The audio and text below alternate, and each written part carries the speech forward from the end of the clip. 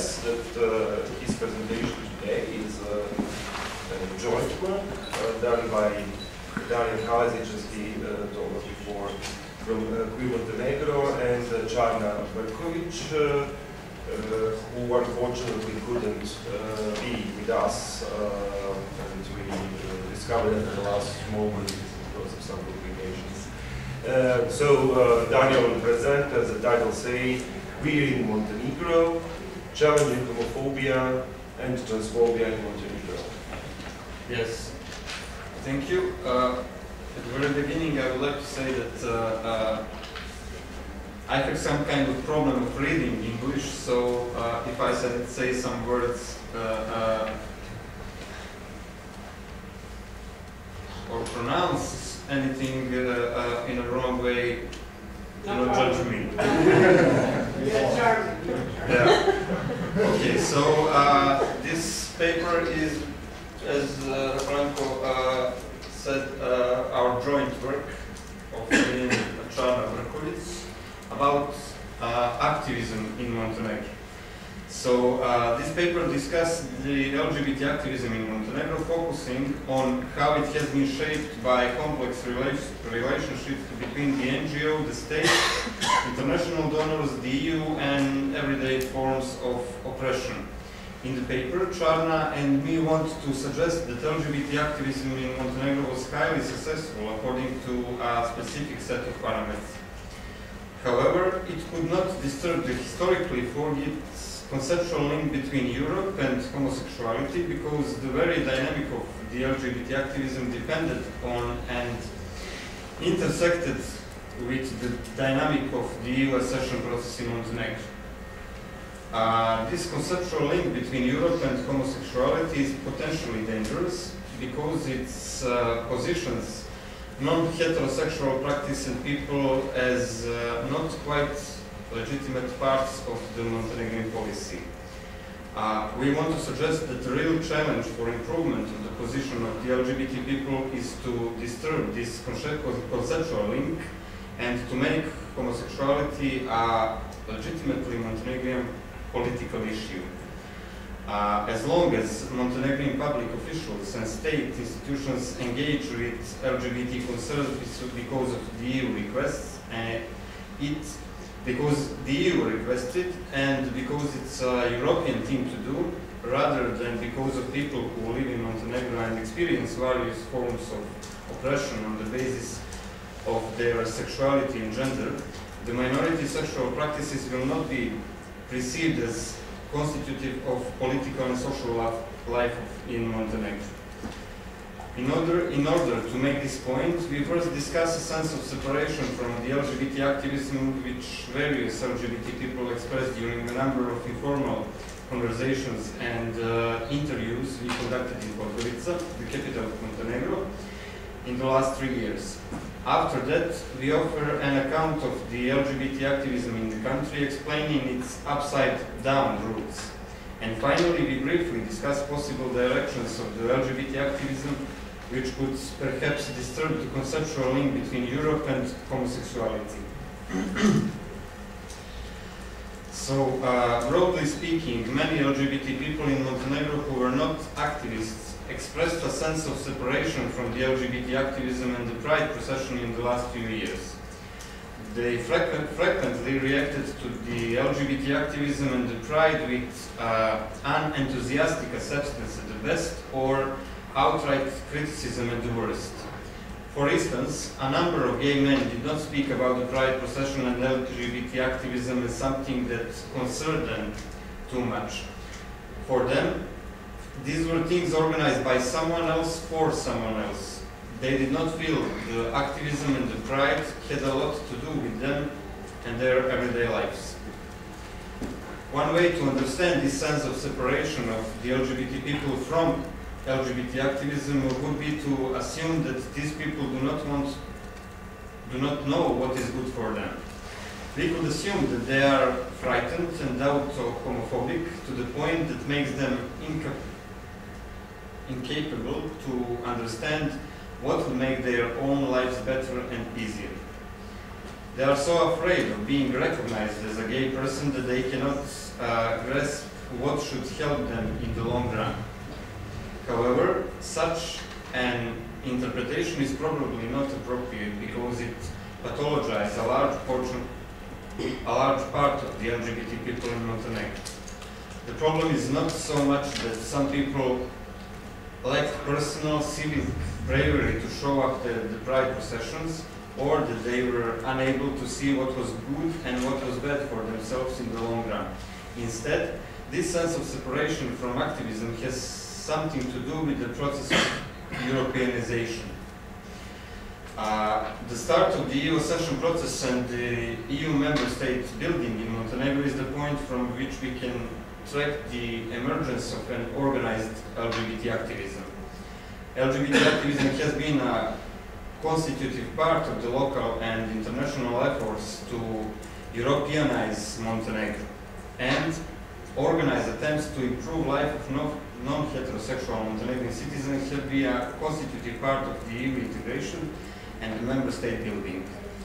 The queering and the Europeanization of Montenegro were thus not just parallel but deeply intertwined processes which have influenced and shaped the dynamic of one of another. After the independence of Montenegro, the EU integration process and the organized work on LGBT issues have had a very similar dynamic. For instance, Montenegro has signed the stabilization and association agreement with the European Union and their member states on 15 October 2007, while several NGOs started working on LGBT issues in 2009, including NGOs Akcija za ljudska prava, Inicijativa mladih za ljudska prava, Centar za građansko obrazovanje, Centar za žensko i mirovno obrazovanje Anima i UNTAS. Furthermore, Montenegro has submitted the official request to join the EU on 15 December 2008, while in 2009 human rights NGOs initiated a public discussion about human rights of the LGBT people and started more closely cooperating with the international and EU institutions on the protection of human rights of LGBT people. In March 2009, NGO UNTAS opened the first online portal for LGBT people in Montenegro. The portal included a forum which served as a place to virtually meet new people, learn new information and exchange opinions. The forum discussions were lively and had led the forum participants to collectively meet in person after a few months. In the course of the following year, some of the forum participants created an informal activistic group called Queer Brigade in November 2010. Later on, they have registered an NGO Queer Montenegro. In 2009, a historically important event happened. A trans man came out in the Montenegrin newspaper and, under his own name and his picture, spoke about violence and the problems he had in everyday life, which had led him to decide to leave the country. Also, this interview attracted a lot of interest among Montenegrin citizens and provoked a lot of transphobic and homophobic comments. Another event had initiated a discussion between the government and the EU institutions about the human rights of LGBT people.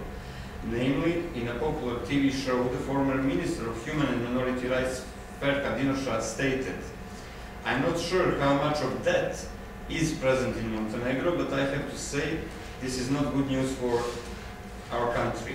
To be honest, I myself am not happy if that exists in Montenegro.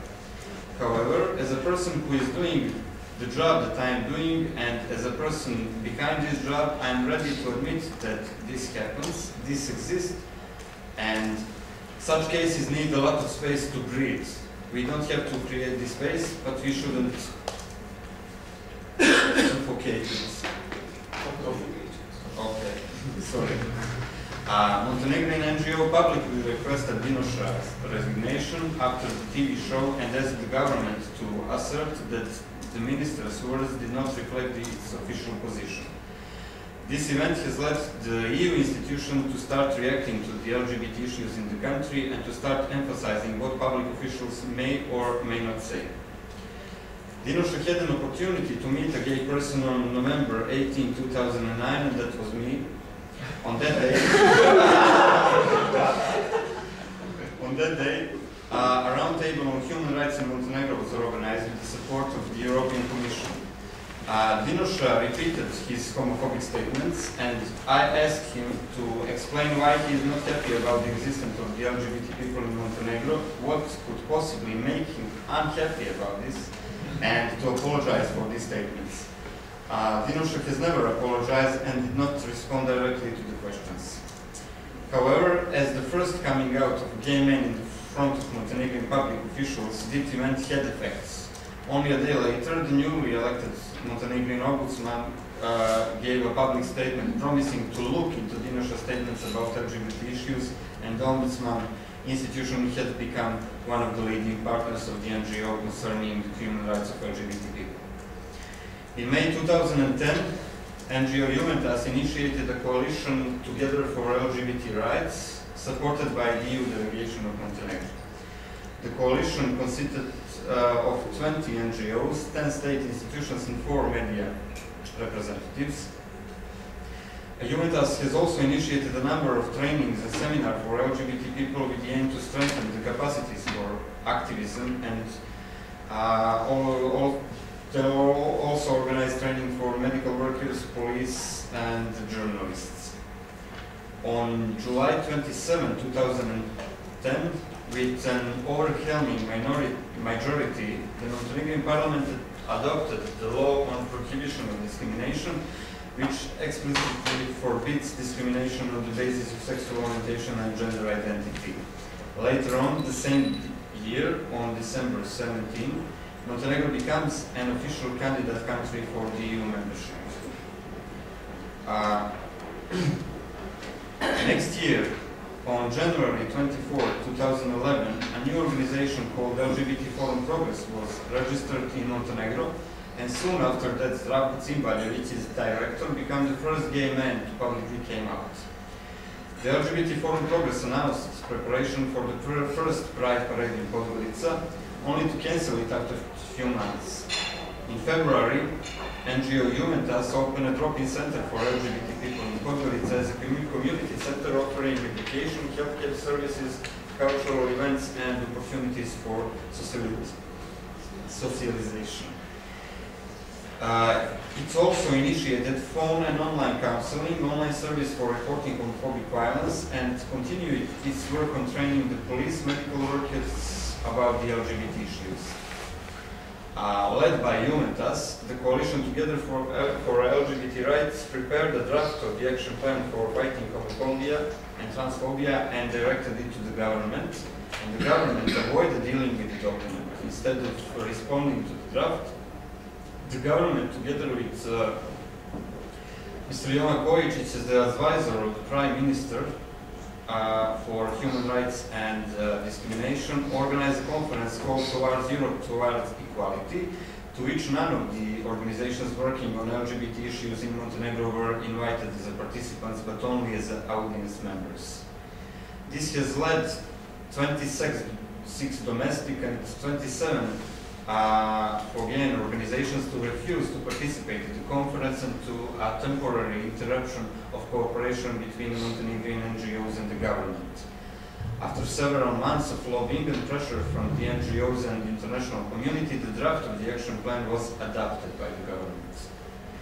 In November 2012, a group of Juventus activists who were members of the Queer Brigade registered Montenegrin LGBT Association Queer Montenegro, and soon 2 more persons publicly came out. This was also the year when the accession negotiation with the European Union of Montenegro are initiated. The end of 2012 and 2013 was a very dynamic period with a number of unexpected events. The LGBT Forum Progress announced the first Montenegrin Pride Parade to be organized in 2013. The report of the European Commission positively evaluated the progress of the LGBT issues in Montenegro. The government adopted a document called Strategy for Improving Quality of Life of LGBT Persons, with an action plan for implementation for 2014. After the strategy was adopted, Zdravko Cimbaljević, director of LGBT Forum Progress, announced that his organization, the LGBT Forum Progress, would not organize the Pride and would instead focus on the implementation of the strategy. On July 2nd, 2013, Queer Montenegro announced the organization of the Pride procession of LGBT people, Montenegro Pride, for October 20th, 2013, and a few days later, the LGBT Forum Progress announced organizing Pride Parade in the Montenegrin coastal town Budva on July 24, 2013, called the Seaside Pride. The Seaside Pride was held in Budva on the said date under Serb police protection and with violence. On October 20, 2013, Queer Montenegro organized Montenegro Pride in the city of Podgorica with a lot of support and participants from domestic, regional and international organizations, the diplomatic and EU delegation in Montenegro. There were 219 participants of the procession, protected by 1,900 police officers, while a group of hooligans clashed with the police in several locations and made about 20,000 euros worth of damage. Tens of hooligans were arrested, although the prosecution did not charge any of them. The organization of the Pride procession in 2013 and 2014 would not have been possible without the EU pressure on the public institutions and officials in Montenegro. The fact that in 2013 Montenegro opened Chapter 23, Fundamental Rights, and Chapter 24, Justice, Freedom and Security, in its accession negotiation with the EU had a very important influence for organizing the Pride. Montenegrin state officials reasoned that they have to do everything possible to ensure the LGBT people the right to free gather in public, since failing to ensure this human right would have led to poorer evaluation of the success of Montenegro's EU integrations. Soon after the Pride in 2013, government representatives had informed Queer Montenegro activists that they did not support the idea of organizing of Montenegro Pride following the year. This clearly indicates that the EU integration process was the primary motive of the state institutions to respond appropriately to the requests of the civil society organization. The campaign for the 2014 Pride was initially met with sharp criticism of the state institutions, expressed particularly in public announcements of the Ministry of Human and Minority Rights.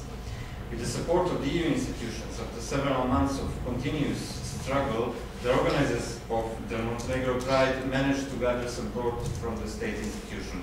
And the results of this partnership between domestic and foreign organization was the peacefully second Montenegro Pride that is held without incidents.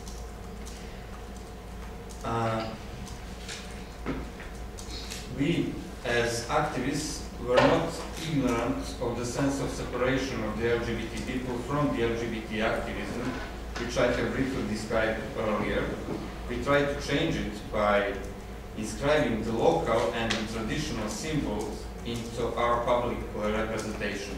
For instance, we tried to integrate symbols of the local heritage and traditional patriarchal masculinity and femininity into the visual politics of the Pride that you can see here. That was the logo of the Pride for this year, 2014.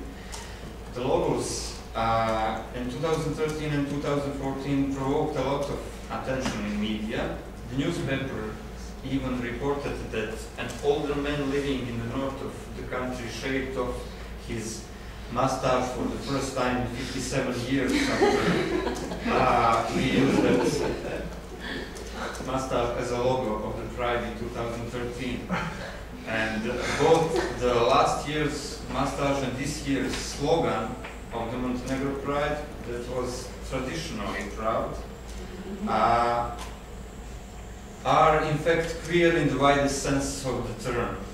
The very use of the mustache last year was a queer intervention in the visual sense and in a sense of message which Queer Montenegro and Montenegro Pride sent to the general population. The mustache and this year's slogan were not used in order to adulate the public, but with aim to question who has the right to carry a mustache, to directly speak to tradition, and national normativity, And when gays, lesbians, bisexual and trans persons appropriate something that the society not only fails to associate with them, but also forbid them or us to use, and then use this something in a way that is socially totally unacceptable, this can be nothing else but a clear intervention. Our questioning of tradition this year has gone a step further. The visual identity of this year's Montenegrin Pride revolves around a stylized image of traditional Montenegrin woman with a scarf in a rainbow colors and moustache, instead of a picture of the traditional Montenegrin woman with a black scarf whose place is in the kitchen, in the bed, and often in maternity wards, and who is invisible and quiet. This year, her face was the logo of the Pride in the rainbow scarf. As queer plays with many social issues and questions them in a different ways, and this is precisely what Montenegro Pride engaged in this last year and will continue to do in following years. So that's basically that. I hope that you understand me. Thank you.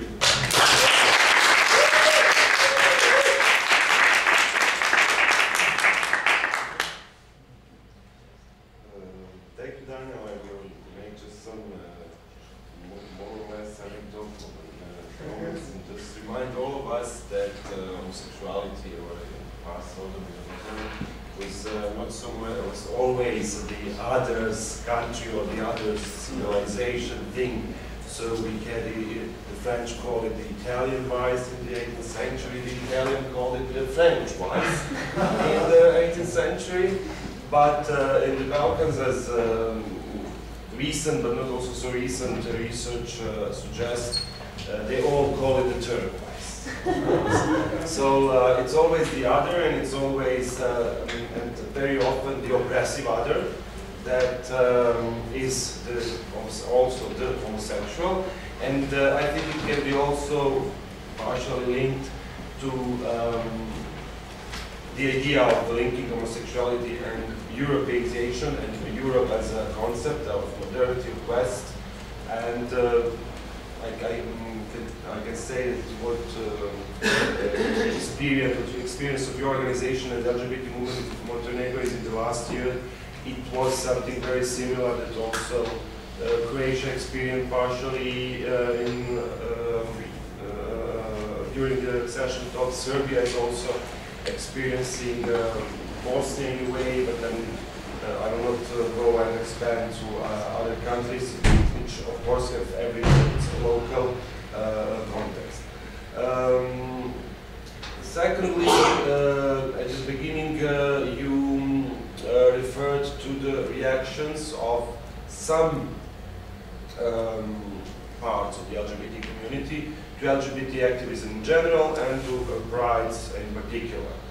And then and I will just maybe comment here from a personal direct experience in a very, I think, easy and maybe provocative way. If we in Zagreb were ever to listen what the LGBT community was saying, and I don't know if Sana, she is one of the veterans, would agree with me, there would never be any pride, nor in Zagreb, nor elsewhere, because if the voices at the beginning were all against, except the small groups of activists and their friends, and sometimes, unfortunately, not always families. The thinking has now changed, and it became a very popular event to be. Not just that, it became a very popular organization to be because it's good for your CV now.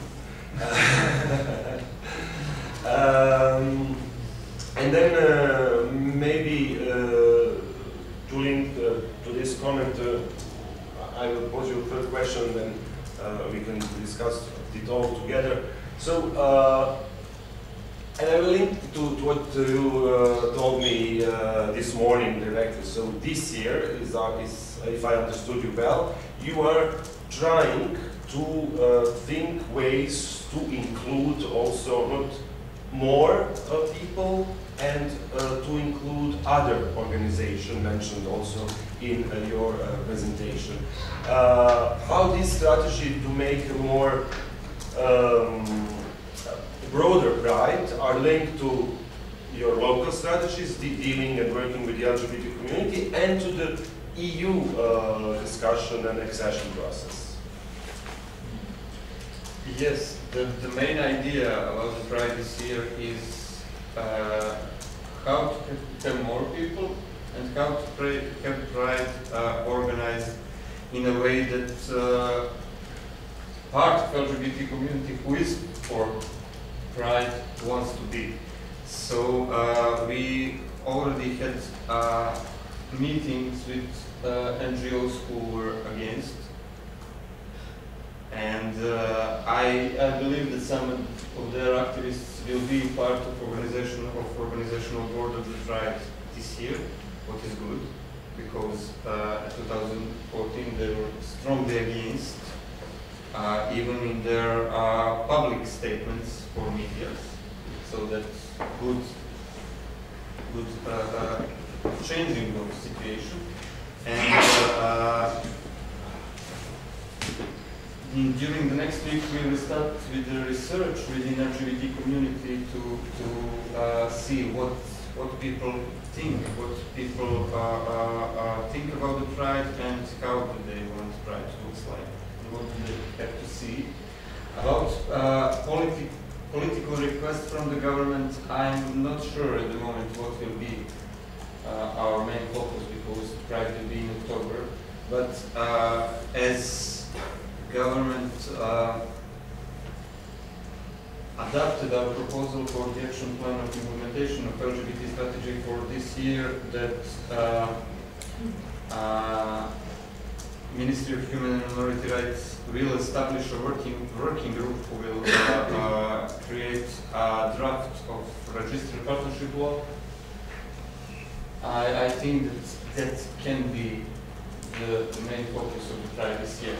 About the general public, we will also have a set of consultation and focus groups and some kind of research about general public to see what general public and thinks about the Pride, and that's it basically at the moment.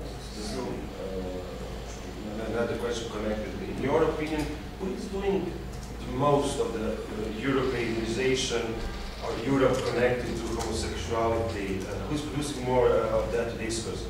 You, the activists, the government, or the media? Who is the front runner in the government? The government. In Montenegro, this is the government. Because government is basically using us and using our human rights because they realize that will help them to EU integration process. So they are doing some things in a good way, they are doing some things in a bad way, but everything what they are doing only because of EU integration, not because us as citizens from Montenegro. So that's quite clear to us. And whenever they talk about LGBT issues, they are talking about EU integrations, and that's all connected. I know that we as activists and NGOs also had some kind of mistakes in that way, and because of that we in Queer Montenegro now have one small project for queering Montenegro, and we will try together to find a better way of communicating with general public, and because now general public also thinks that everything what we are doing is done only because of EU integration, and I hope that 2016 we will have some kind of communication strategy, and that we will find a way to change perception of general public. But the government is the main reason why general population in Montenegro believe it's connected only to EU integration. What about donors? By saying donors, are they also conditioning to a certain system? Is Europe donors conditioning? Foundations. Not that much. Not that much. They are supporting our activities, but they do not have any kind of condition that anything what we are doing has to be connected to the integration or something. And something anecdotal also. Was there ever a prosecution of the people who represented themselves as first LGBT NGO in Montenegro and got COC money and then fled? How? COC had a regional project in ex-Yugoslavia. Yeah. That part of the story is part of our article, but it was not part of this presentation. So in 2006, NGO called Slobodna Duga, or Free Rainbow, was established, and that was basically the first LGBT NGO led by heterosexual women, and they were active until 2007, I think, and at that moment they had a group of LGBT people. But that girl who was the executive director of that NGO actually left country with money after they received the first grant. So that's that's beginning of the activism in Montenegro. Nothing until 2007. But he asked if so this person was never persecuted. No, because she never came back. She's back now, and she's as we heard, living in some village. Okay, on the north. so now it's not persecuted anymore. Yeah. Too many. Some other questions? Yes, I wanted to ask, because the original Office for Gender Equality of Crna Gora was led by a woman a feminist from the NGO sector. Was there any cooperation with that office? Was there any support for the Pride, or no?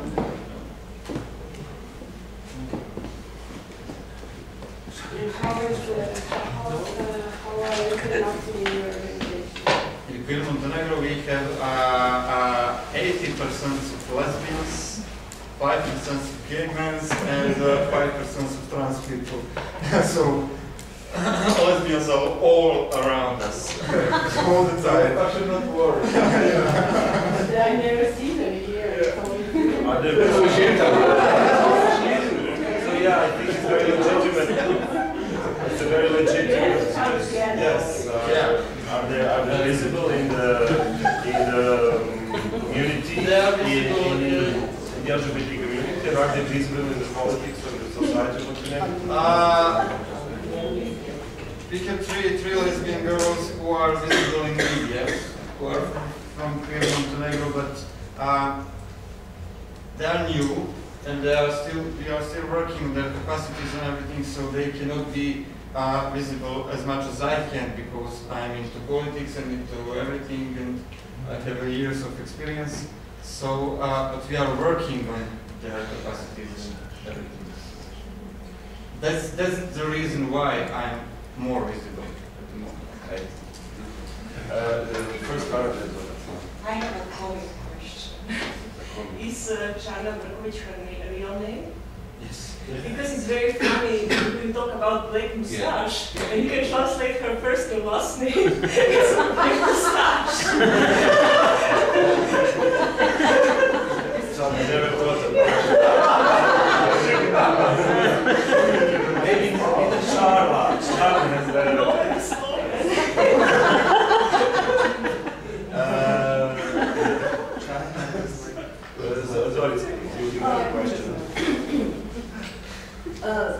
I would like to ask you about your opinion about current contribution of Mr. Kalezić, who is now, who is since 2 years counselor of the current Prime Minister.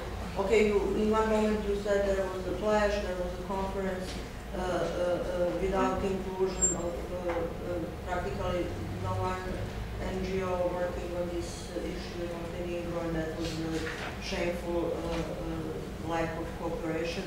So my modest opinion from outside is that Mr. Kajevska moved somehow things with him. His not always acceptable manners, but his influence on highest authorities cannot be denied. Therefore, due to him and due to all of you, things are now look very good in Montenegro. So, but this is from outside. Yeah, I will be aware that it might not be true. So I would like your opinion. I know Mr. Kajevska since 2009, as I was organizing his conference on. It was organized in Podgorica. That was first academic conference on LGBT issues in Montenegro, organized in 2009, and I had a lot of experience of working with him and everything. So, what was the problem about this conference that afterwards, what was the conference? Yeah. So, but that was the root. That conference is important because of to understand everything. So what government did at that point, government actually elected Mr. Kajevska for a position of advisor of Prime Minister, because government needed someone who will work on that issue within the government, but also someone who will promote all of activities of the government to the EU and to international community. But what is the position name? Advisor of the Prime Minister for Human Rights and Protection Against Discrimination. What was the problem about that conference is that the government didn't want to listen to civil society from Montenegro, and they didn't allow us to participate in any way, except to be to listen, and because they needed some NGO to collaborate with from Montenegro, and none of us wanted to do so. Mr. Kajevska registered his own NGO and did organize the conference in partnership with the government. So that was the point when we actually started having problem with Mr. Kajevska, because we didn't want to accept that, of course. And he had his role. And now, at this moment, I think that things that he is doing now that are okay, that we found a way to make a pressure on the government to listen to civil society and to accept things that we are talking about, because we are not we are not requesting anything because we want to complicate things, but because we want things to be better. And we needed years of fighting with the government, with Mr. Kajevska, with a lot of other people to get to the point when they realize that we are not doing anything against the government, but that we are doing everything that we are doing to help the process. So now I believe, but we will see, that now we can say that they are at least thinking and accepting things that we are, and that they are ready to negotiate and to accept. But we had really bad experience. Queer Montenegro was discriminated for more than 1 year because government didn't agree with our politics, with our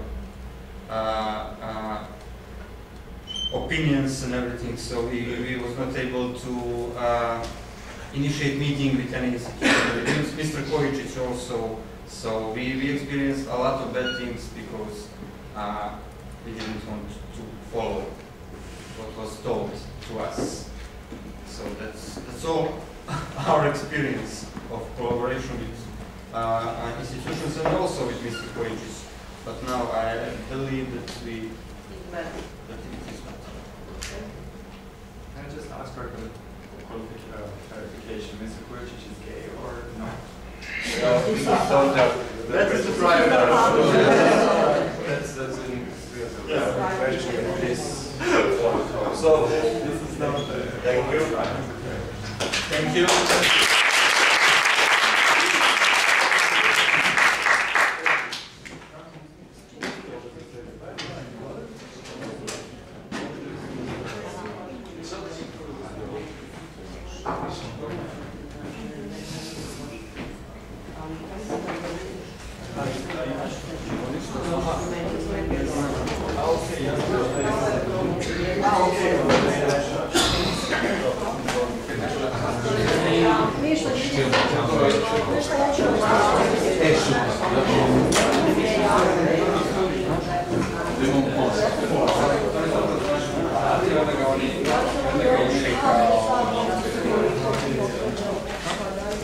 Okay, we're ready. Let's go straight on without any further ado. Franko has now changed to Paul, and Danijel has changed to Anna. Anna Miškovska Kajevska is a freelance researcher from Skopje, and the title, as you can see here, is 13 a lucky number, mapping the discontent of 13 years of LGBT activism in Macedonia. Anna, please. So in this presentation, I'll first present a bit of what my text is going to be about in the book. Then I'll give a brief chronology of the 13 years of activism, and then I'll also address some issues, some tensions between the activists and some aspects of the process, interaction with the European Union. So what I will write about is, I will give a socio-historical overview of the LGBT groups in Macedonia, their activities, cooperation with non-LGBT groups, and successes, problems, and threats which they have faced in these activities. And I also pay attention to the political and financial support which these groups receive from EU institutions, the embassies of EU member states, and also the benefits and challenges which are experienced in these interactions. For the purpose of this work, I did 8 semi-structured interviews with LGBT activists. I might do a few more, I will see about it. And also I collected organizational documents and items from printed media, electronic media, and Facebook. And just like a very short note, what I realized is it's very important whenever we do research on activism, especially if it involves the historical component, is the problem of archiving and archives. So I keep on stressing it because I'm very concerned about archives being lost or not being made in the first place. And I see it here, like the two first groups in Macedonia which did great things. Their archives are inaccessible. The first archive is inaccessible because it's in the basement of the house of a person who is now in Thailand. And the second is inaccessible because the two living people who had a dispute, the group split, and then each from the two accuses the other of stealing the archive. So it's important. So it was impossible for me to find out where the archive is. But also what happens is that nowadays, about present time documents which are created, even if they're put on website, they are sometimes actually very often difficult to find, or they are documents without date. So there is not only a problem with past information, but also with the preservation and display of present day information. Something to keep in mind. And also to encourage the LGBT groups, the feminist groups, the women's groups to keep their archives.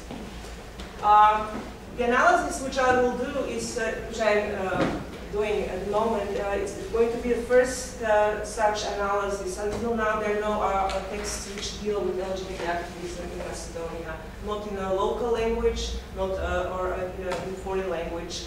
And so as such, it will attend to an important lacuna in the scholarship of post-Yugoslav LGBT activism.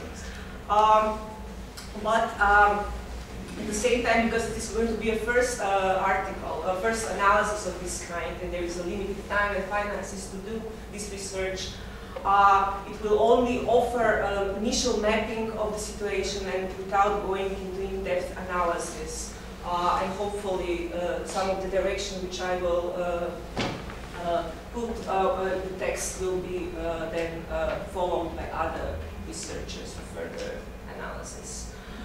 Just to give a brief overview of the groups, in February 2002, the first LGBT group was created in Macedonia. It was called for Center for Citizen and Human Rights. So it didn't have the name, the word LGBT, sexuality, homosexuality in its name. And this group has been active until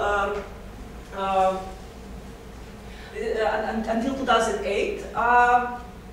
And then November 2003, so very soon after the first group, which had this very neutral name, the group Equality for Gay and Lesbians was created. But this group didn't really bring greater visibility of the terms in Macedonia, because from the very beginning they were focused on working with men who have sex with men, really like grassroots field work, HIV prevention, condom distribution. So they didn't really work here in the media. And there are only public activities, semi-public activities, a gay and lesbian film festival, which they organized from 2004. So even I want to say is that they had a very explicit name, but they did not really enrich the Macedonian public space with the words gays and lesbians, because they did not appear in public.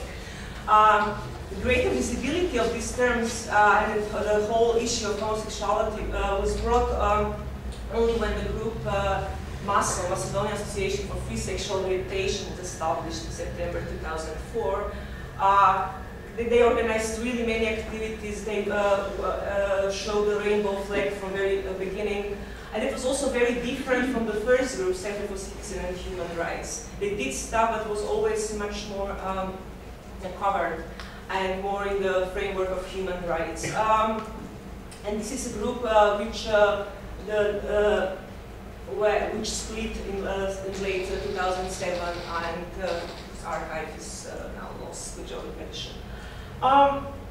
Some people who were active in MASO and some other from groups which work with sex workers, work on with people who use drugs and people who live with HIV. They established in June 2007 a coalition. First, informally, they established a coalition for protection and promotion of the sexual and health rights of marginalized communities. And they, until 2012, they were working informally, but having this broader scope of marginal work with marginalized communities. And since February 2012, they are now a formal group and one of the key groups which address LGBT issues in Macedonia nowadays.